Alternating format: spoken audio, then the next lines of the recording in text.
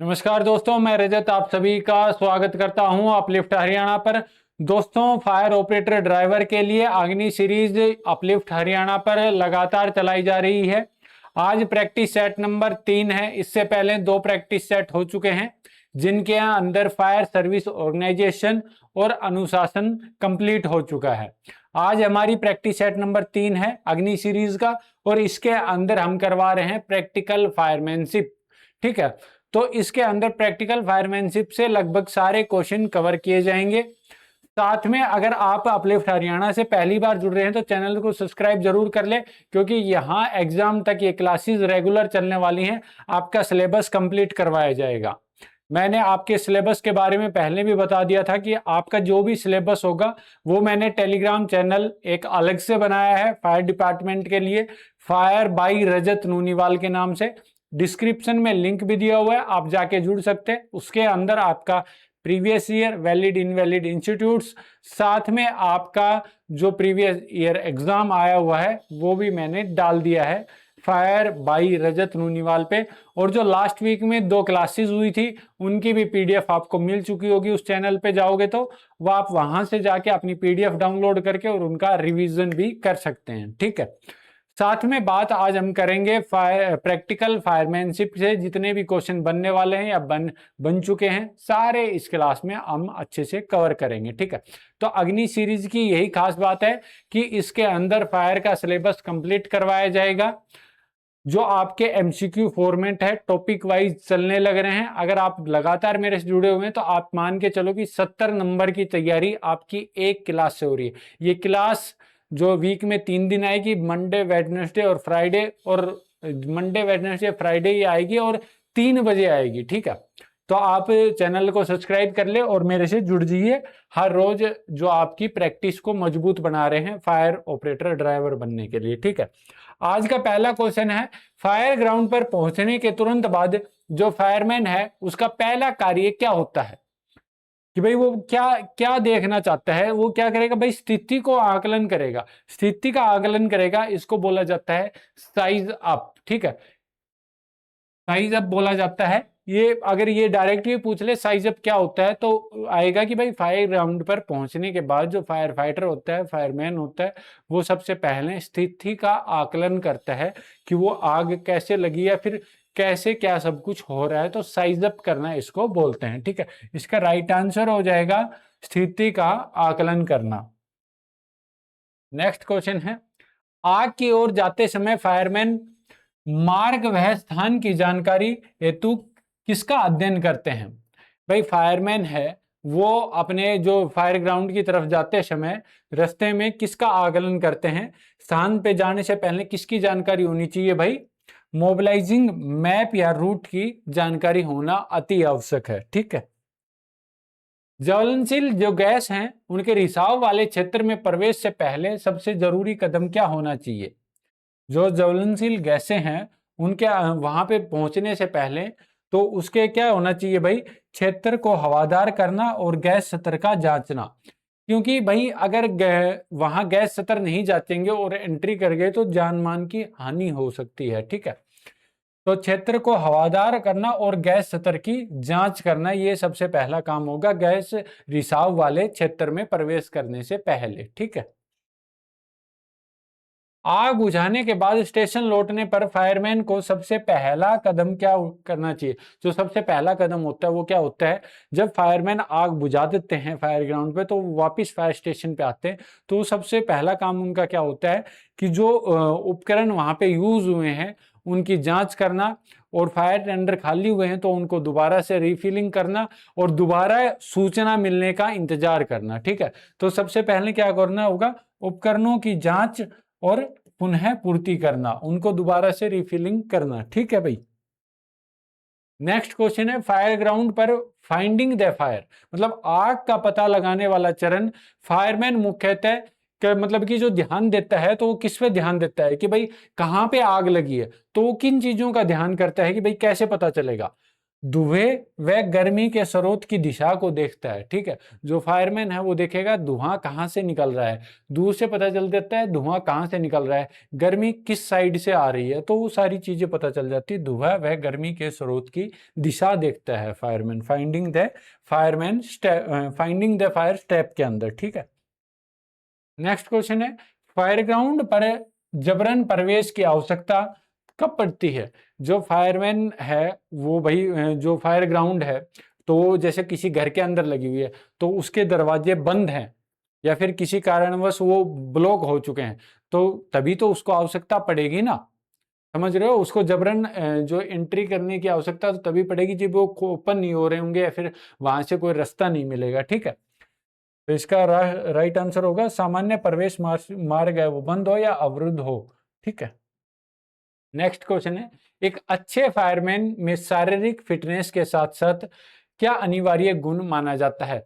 कोई भी फायरमैन है वो शारीरिक फिटनेस तो है ही, लेकिन उसके साथ साथ उसके अंदर क्या और गुण होने चाहिए जिससे कि भाई ये लगे कि हाँ भाई ये फायरमैन के अंदर ये गुण होना अनिवार्य है। तो कौन सा गुण होना चाहिए भाई?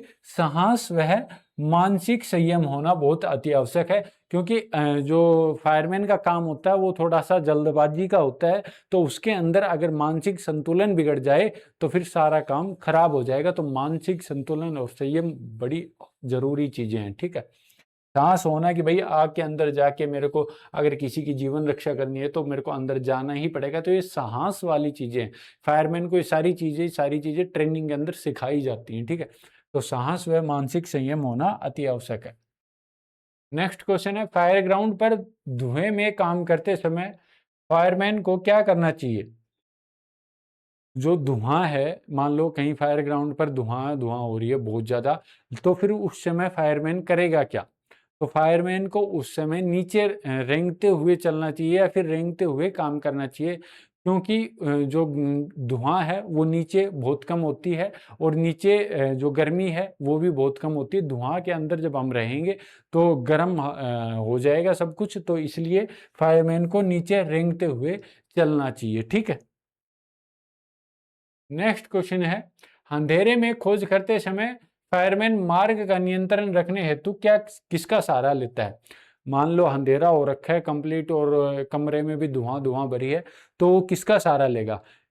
भाई किसका सहारा लेगा? दीवारों का सहारा लेगा ना, कि भाई जल्दी से किसी दीवार के साथ हो जाऊं मैं, फिर क्या करूंगा, दीवार के साथ होने के बाद मैं दीवार के साथ साथ मेरे को रास्ता पता चल जाएगा, फिर मैं अपने ठिकाने पे पहुंच जाऊंगा। ठीक है, गाइडलाइन या दीवार का सहारा लिया जाता है। ठीक है, नेक्स्ट क्वेश्चन है, प्राकृतिक वेंटिलेशन।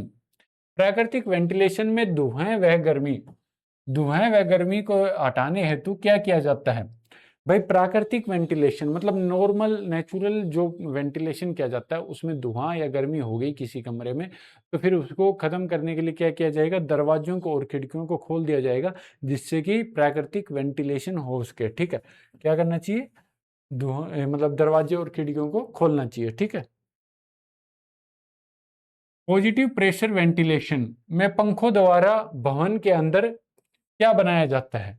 भाई ये जो होता है पॉजिटिव प्रेशर वेंटिलेशन, इसमें क्या किया जाता है? दरवाजा खोल के और बाहर से एक ऐसा बॉलर बोला जाता है, जिसको पंखे या बॉलर बोला जाता है, उसको रख दिया जाता है और वो जो घर होता है या फिर कोई रूम होता है उसके अंदर तेज प्रेशर से हवा फेंकता है और उसके अंदर एकदम हाई प्रेशर दाब बन जाता है उस कमरे के अंदर, और दूसरी साइड से फिर वो जो धुआं या गैस बनी हुई है वो उससे बाहर निकल जाती है। तो इसे बोला जाता है पॉजिटिव प्रेशर वेंटिलेशन। क्या बोला जाता है? पॉजिटिव प्रेशर वेंटिलेशन या पीपीवी। तो क्या क्या करता है? उच्च दाब या साफ हवा भरकर दूसरी साइड से जो धुआं या गैस बनी हुई उसको बाहर निकाल देता है। नेक्स्ट क्वेश्चन है, ग्राउंड पर दीवारों में दरारें और जो उभार व झुकाव मुख्यतः किसके संकेत माने जाते हैं?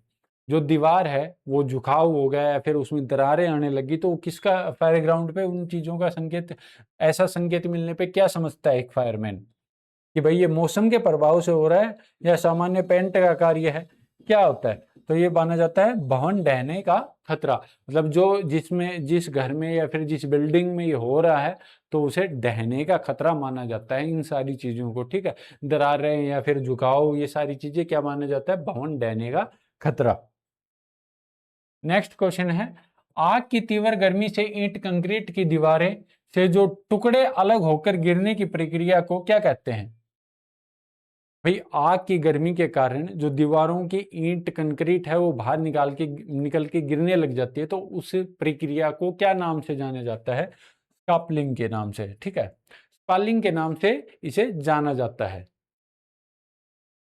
नेक्स्ट क्वेश्चन है, भवन में चरचराहट या कड़कड़ाहट की आवाजें फायर ग्राउंड पर आने लग जाएं तो हम क्या समझेंगे कि भाई कोई भी बिल्डिंग है उसके अंदर जो है चरचराहट की आवाजें आने लगी, तो क्या समझेंगे भाई कि उसमें वो गिरने वाली है, ठीक है, उसमें असहज गिराव होने वाला है, ठीक है। स्ट्रक्चरल स्ट्रेस आ चुका कि वो अब बिल्डिंग ज्यादा देर तक रुक नहीं सकती, वो अब उसके अंदर डाव आने वाला है, ठीक है।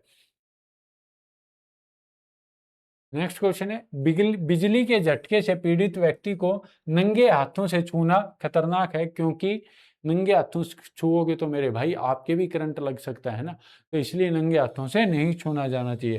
क्या करना चाहिए? बचावकर्ता को भी करंट की चपेट में आ सकता है, बचावकर्ता को भी करंट की चपेट में आ सकता है, इसलिए उसको या तो रबड़ के दस्ताने पहनने चाहिए या फिर मतलब कि उसको बिजली को कट आउट करना चाहिए, फिर उसको हटाना चाहिए, ठीक है।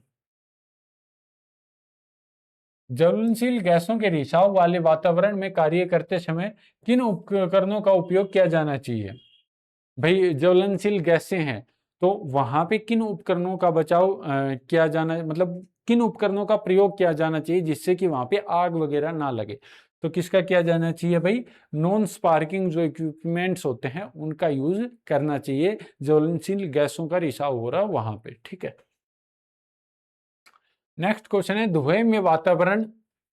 धुआं भरे वातावरण फायरमैन नीचे रहकर ही चलते हैं, क्योंकि नीचे रहकर मैंने बताया था आपको क्यों चलते हैं, वहां पे साफ हवा व कम तापमान फर्श के पास ही मिलता है। भाई कोई भी आदमी जब धुआं भरे वातावरण में चलता है खड़ा होकर तो पूरी धुआं फेस पर आएगी, लेकिन अगर वहीं पर नीचे होकर दीवारों के साथ रेंगता हुआ चलेगा तो वहां साफ हवा और कम तापमान मिलेगा, ठीक है। तो इसकी वजह से वो आराम से उस चीज से बाहर निकल सकता है। नेक्स्ट क्वेश्चन है, भवन में दो से अधिक मंजिलें पूरी तरह से ढह चुकी हों या फिर मतलब आग की चपेट में आ रही हो, सॉरी आग की चपेट में आ रही हो, दो या दो से अधिक बिल्डिंग, भाई कोई 5-7 बिल्डिंग हैं और लेकिन दो या दो से अधिक बिल्डिंग आग की चपेट में आ चुकी हो, तो अब हमें क्या संकेत मिलता है? हमें संकेत मिलता है कि क्या है, क्या ढहने का उच्च जोखिम, ठीक है, कि भाई अब तो ये ढहने वाली है पूरी बिल्डिंग, अब नहीं बचेगी, तो इससे जल्दी से जो जान बचाई जा सकती है वो बचाओ और फिर उसका आग को बुझाओ, ठीक है। नेक्स्ट क्वेश्चन क्या है, घटना स्थल पर जीवन रक्षा को सामान्यतः फायर फाइटिंग की तुलना में मतलब कैसी प्राथमिकता दी जाती है? जो भाई मैंने बताया कि भाई एक तो आग बुझाना और एक जान बचाना। अगर आपके पास दो ऑप्शन है तो आप पहले क्या करोगे? जान बचाओगे, ठीक है, आग बाद में बुझाओगे, पहले जान बचाना बहुत जरूरी है वहां पे।